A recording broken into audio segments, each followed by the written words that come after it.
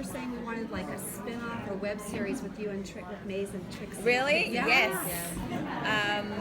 That would be cool, right? The mischief those two would get into.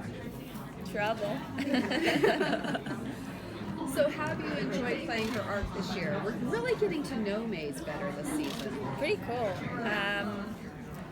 It's been very rewarding. I think I've been able to take a character that could very easily just sort of be a badass in one note and give her layers and points of view that maybe the audience didn't really expect to see.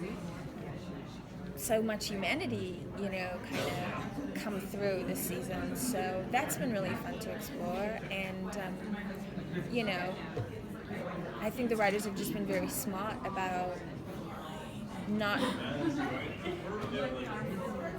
giving her as many facets as possible and in that making her really relatable to, like the friendship with Linda is super relatable. Women, it's like two strong women, saying coming out as a demon. Like a lot of people from the gay community was like, oh my god, I've had that conversation with friends, like I can relate, so that's been really cool. Yeah. And what was it like when you first read the script to say that you were moving in with Chloe? I was like, how are they going to make this work? I mean, if you look at, you would just never expect that, right? No. From the pilot episode to bringing my sex toys and my sex swing. The swing, yeah. But really, honestly, that is, I think they saw the chemistry with me and Scarlett and obviously how that might and then the antagonistic relationship I had with Chloe, and that would be an interesting sort of dynamic to throw in there.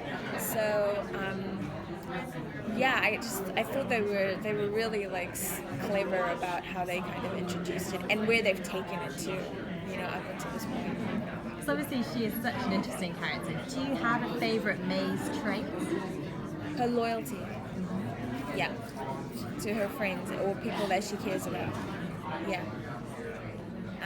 And I think that's my most relatable trait actually to her as Lesley-Ann.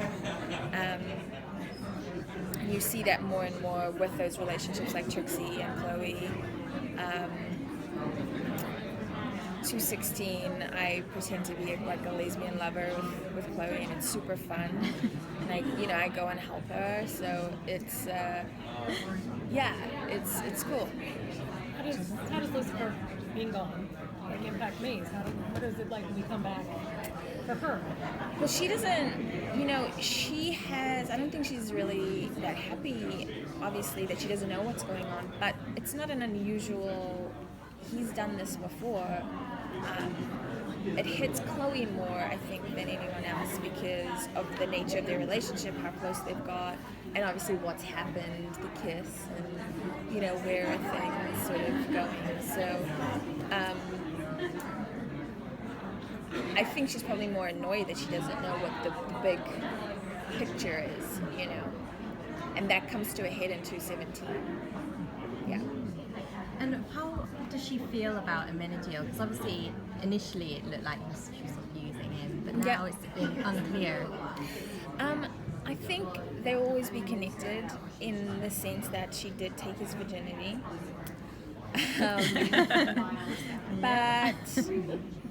But I think she's not a girl who's hung up on one specific thing. Do you know what I mean? Maze, the thing that you'll find out about demons in our show is they have no soul, so they live in the moment and they go with the flow, and that's very much what the character is. And I think they're always connected because of that, and the fact that he's now at the end of that episode, he's decided to stay and help and be a part of the team. So I think there's an element of respect there. You're not just the goody two-shoes angel, daddy's son. But I don't know where they're going to take their romantic relationship. I know fans really love seeing those two together, and definitely enjoy working with DB. So maybe they'll introduce, another love interest or something for Maze, and that might cause a little friction or tension. I don't know. That's not actually a tease. I don't know. Is there anything you can tease about this season's finale?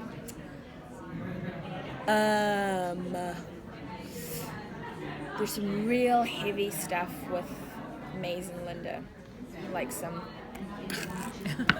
really heart-wrenching, which was so much fun to play. And obviously God, which was announced, God comes down, so, or is it God? I don't know. So there's, I can't say too much. we just had a little like powwow before. They're like, don't say this, don't say that, don't say that. Okay. You've got the standalone episodes as well coming up. Is there going to be a Maze-centric episode? There is. It's called Mr. and Mrs. Mazikeen Smith. And it's, as you know, it's our scripts are named after a line that's in the script. It's super cool because I get to like lead an episode, and you really get to see kind of like